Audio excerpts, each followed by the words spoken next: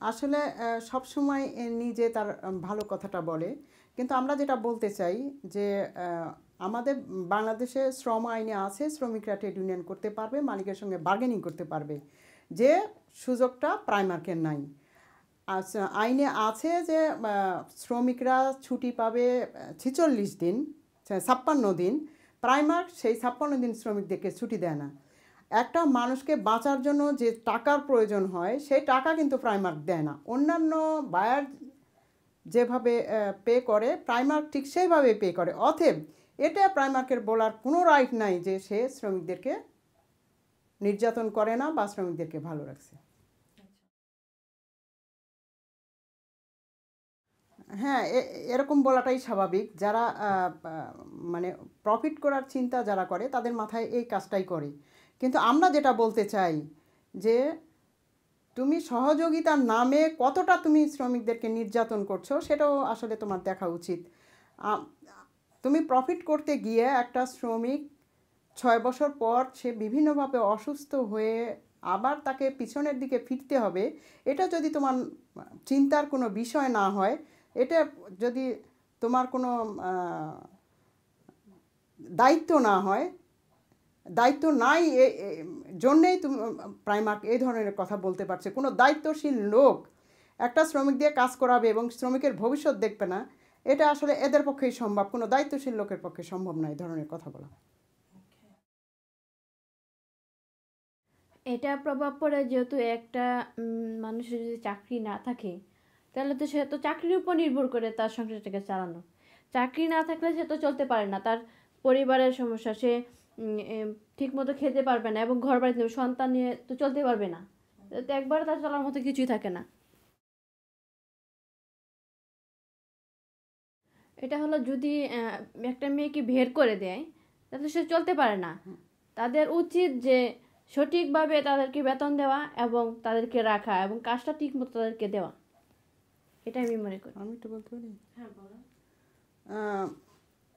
আমরা মনে করি যে অনেক অনেক সমস্যা আছে বাংলাদেশে এবং সেই সমস্যা ধীরে ধীরে এটার সমাধান করা প্রয়োজন আমরা মনে করি।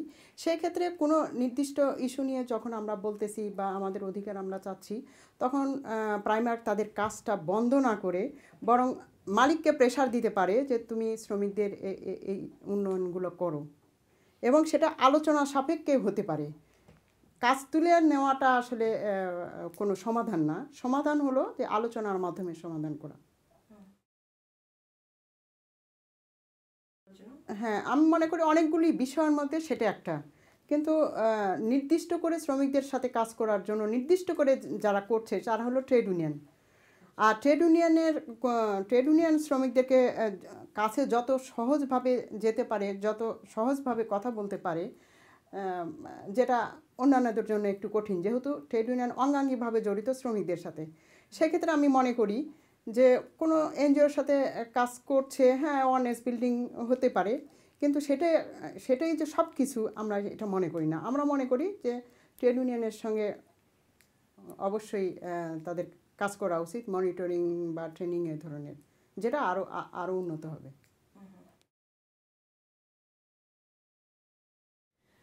এটা যে বিষয় হচ্ছে যে ওরা যদি শ্রমিকদের বলে, জিজ্ঞাসা করে যে কারখানার পরিস্থিতি কেমন, সে বিষয় তো এই জায়গায় বলি যে ভাইয়াররা চায় যে ফ্যাক্টরি ভালো হোক, কিন্তু এখানে যদি কিছু কিছু অনিয়ম হয় সেটা মালিকরাও শিখিয়ে দেয় বা শ্রমিকদের যে তোমরা এই মিথ্যা সত্য কথাটা বলবা না, মিথ্যা কথা।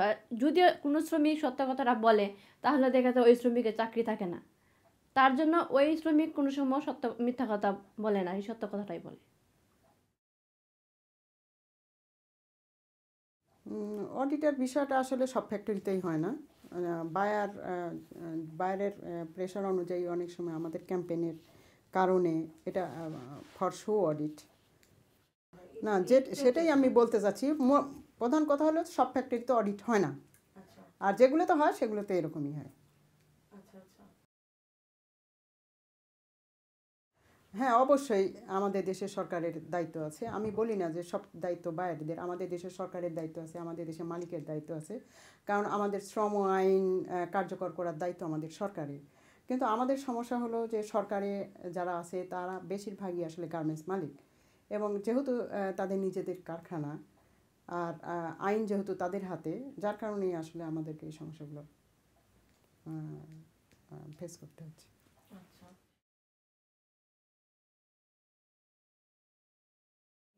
না, এটা এটা আমি মনে করি না, কারণ আমি এখানে এই ইটিআইয়ের কোঅর্ডিনেটরের সঙ্গে কথা বলছিলাম এক মিটিংয়ে, তখন উনি ওই কথাটা বলছিলেন যে যেহেতু আমরা চেষ্টা করি যে, এবং আমাদের সাথে যে কোম্পানিগুলো আছে তারা অনেক ভালো।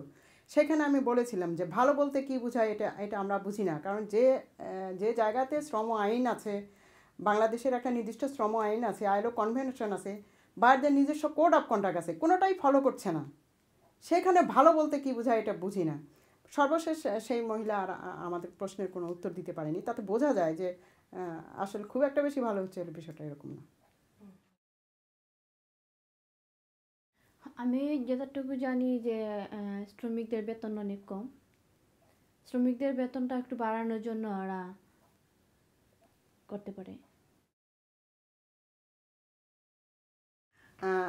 আমি এই বিষয়ে একটু আসলে বড় করেই বলতে চাই যে সিসিসি এবং এলবিএল এদের সাথে আমাদের কাজ করার কারণে আমাদের অনেক উপকার হয়েছে।